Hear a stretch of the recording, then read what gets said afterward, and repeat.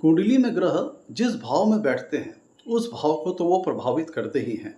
साथ ही साथ ग्रह अपनी दृष्टि द्वारा जिन भावों को देखता है उन भावों को भी प्रभावित करता है। आज हम लोग बात करते हैं ज्योतिष में किस ग्रह के पास कौन कौन सी पूर्ण दृष्टियां हैं, इस विषय पर हम लोग चर्चा करते हैं। इस क्रम में सबसे पहले हम लोग बात करते हैं सूर्य ग्रह की। सूर्य ग्रह के पास 7वीं पूर्ण दृष्टि है। मतलब सूर्य ग्रह कुंडली में जहाँ कहीं भी बैठते हैं वहाँ से वो 7वीं पूर्ण दृष्टि से देखते हैं। अब हम लोग बात करते हैं चंद्रमा की।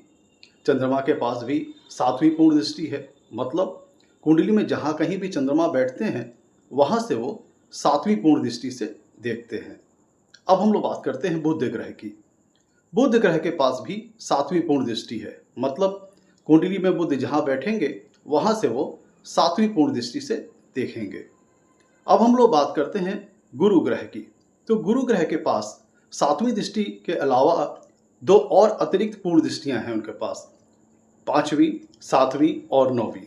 मतलब गुरुदेव कुंडली में जहाँ भी बैठेंगे वहाँ से वो 5वीं पूर्ण दृष्टि से देखेंगे, 7वीं पूर्ण दृष्टि से देखेंगे और 9वीं पूर्ण दृष्टि से देखेंगे।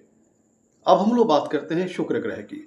तो शुक्र ग्रह के पास 7वीं पूर्ण दृष्टि है। मतलब शुक्र जहाँ कहीं भी कुंडली में बैठेंगे वहाँ से वो 7वीं पूर्ण दृष्टि से देखेंगे। अब हम लोग बात करते हैं मंगल ग्रह की।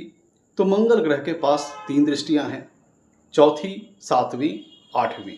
मतलब मंगल कुंडली में जहाँ कहीं भी बैठेंगे वह 4थी पूर्ण दृष्टि से देखेंगे, 7वीं पूर्ण दृष्टि से देखेंगे और 8वीं पूर्ण दृष्टि से देखेंगे। अब हम लोग बात करते हैं शनि की। तो शनि कुंडली में जहाँ कहीं भी बैठते हैं वह अपनी 3 दृष्टियों द्वारा देखते हैं, 3री, 7वीं और 10वीं।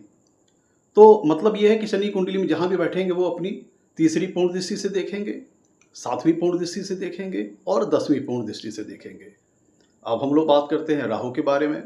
राहु के पास भी 3 दृष्टियाँ हैं, 5वीं, 7वीं और 9वीं। मतलब राहु कुंडली में जहाँ कहीं भी बैठेंगे वह अपनी 5वीं पूर्ण दृष्टि से देखेंगे, 7वीं पूर्ण दृष्टि से देखेंगे और 9वीं पूर्ण दृष्टि से देखेंगे। अब हम लोग बात करते हैं केतु ग्रह की। तो केतु के पास भी 3 दृष्टियाँ हैं, 5वीं, 7वीं और 9वीं। मतलब केतु जहाँ कहीं भी कुंडली में स्थित होंगे वहाँ से वो 5वीं पूर्ण दृष्टि से देखेंगे, 7वीं पूर्ण दृष्टि से देखेंगे और 9वीं पूर्ण दृष्टि से देखेंगे। तो मित्रों, ये था आज का हमारा एपिसोड।